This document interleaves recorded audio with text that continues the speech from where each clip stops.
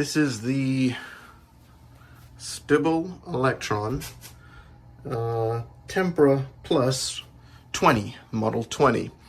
And it was professionally installed with copper wiring.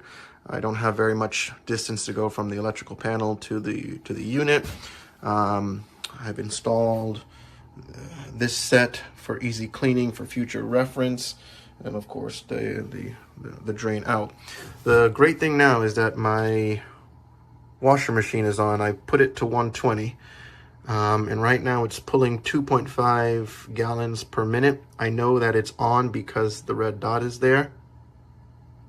It's not loud at all.